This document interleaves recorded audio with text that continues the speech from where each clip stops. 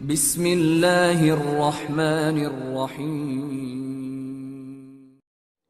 Bapak Ibu yang dimuliakan oleh Allah, apakah maunya kita agama yang diajarkan Rasul ketika Rasul hidup kita coba pertahankan sampai hari kiamat?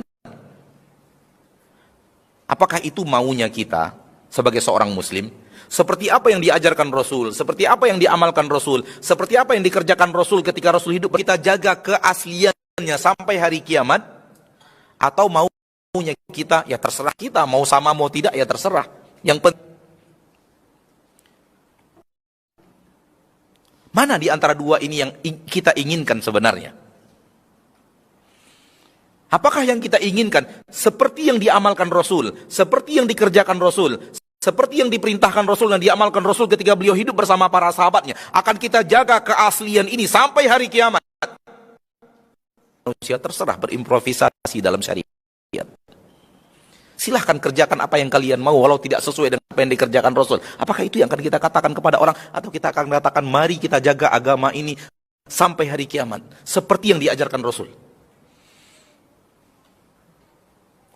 Kalau kita katakan asal niatnya baik, apa salahnya? Berarti kita izinkan manusia berimprovisasi di dalam syariat. Boleh mengotak-atik cara di dalam agama. Akhirnya lahirlah solat yang tidak sesuai dengan solat Rasul. Lahirlah puasa tidak sesuai dengan puasa yang diajarkan Rasul.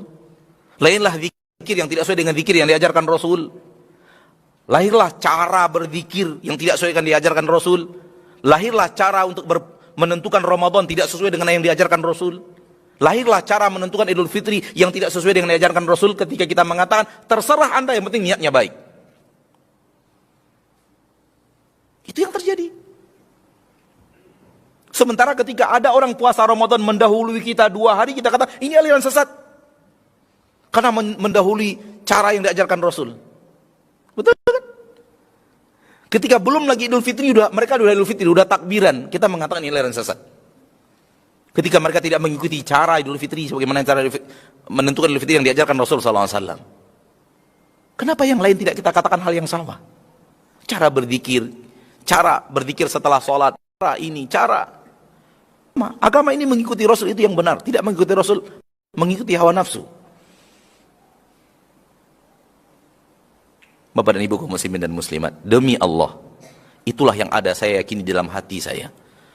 Dan itulah yang saya ingin mengajak kaum muslimin mengamalkannya. Dan apa yang saya yakini dari hati saya, demi Allah itulah yang saya dengarkan dari majelis para ulama.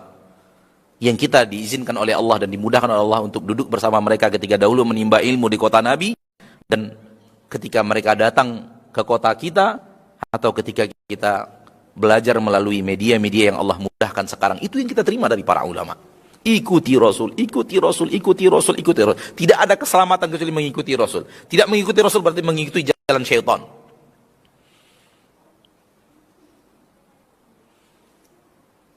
Mudah-mudahan bermanfaat. Saya sampaikan ini karena seorang yang berdakwah harus berdakwah kepada kebenaran yang dia yakini. Dia tidak boleh mengikuti keyakinan orang. Karena kalau dia mengikuti keyakinan orang sesuai dengan orang yang dia datangi, berarti dia tidak berdakwah. Dia hanya mengikuti kebiasaan orang. Akan tetapi dakwah itu adalah menyampaikan apa yang kita yakini sebagai kebenaran. Untuk saudara-saudari kita mendengarkan itu, semoga saudara-saudari kita juga memahami itu sebagai kebenaran. Dan kalau kita salah, tolong nasihati. Kalau kita kesehati, demi Allah, kalau ada sebuah kebenaran yang lebih daripada apa yang saya sampaikan tadi soal mengikuti Rasul, kita akan tukar keyakinan kita. Kita akan tukar cara berakidah kita. Tapi untuk saat ini, itulah kebenaran yang kita pegang. Kita pelajari dari para ulama yang memang ahli ilmu. Yang kalau boleh saya mengungkapkan dalam bahasa saya, Al-Quran dan hadis Nabi sudah mengalir di dalam darah mereka. Kalau boleh saya ungkapkan pakai bahasa saya. Sahih Bukhari khatam diajarkan. Bukan dipelajari, khatam diajarkan. Sahih Muslim khatam diajarkan. Sunan Nasa'i khatam, selesai diajarkan. Sunan Abu Daud selesai diajarkan. Sunan Tirmidzi setelahnya selesai diajarkan. Sunan Ibnu Majah sudah selesai diajarkan. Sudah selesai semua kitab-kitab hadis besar. Sekarang pindah lagi kepada Sahih Bukhari dan selesai diajarkan. Sekarang pindah lagi kepada Sahih Muslim dan dalam mengajarkan Sahih Muslim kepada kaum muslimin. Memang benar-benar ahli ilmu dan ahli hadis. Mari kita intinya beragama sesuai dengan apa maunya Allah, dan apa maunya Allah sudah diajarkan seluruhnya dan tidak ada yang disembunyikan dan ditutup-tutupi oleh Rasulullah sallallahu alaihi wasallam. Kan ketahuilah di akhirat kelak amalan yang tidak sesuai dengan amalan yang diajarkan Rasul akan ditolak oleh Allah. Itu sudah Nabi sampaikan. Amalan yang tidak sesuai dengan apa yang kami ajarkan akan ditolak oleh Allah. Dan siapa di antara kita yang mau amalan kita ditolak? Tidak ada.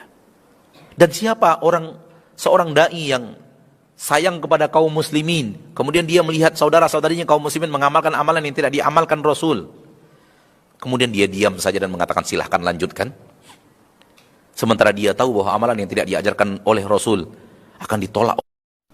Rasul yang mengatakan itu. Ini dia ma'asyarul muslimin, ma'asyarul muslimat. Semoga kita beragama sesuai dengan apa yang Allah mau, bukan sesuai dengan apa yang kita mau lalu kita katakan apa salahnya. Karena sesungguhnya Rasul sendiri sebelum datang wahyu kepada beliau juga tidak tahu bagaimana cara sholat, bagaimana cara, beliau juga tidak tahu.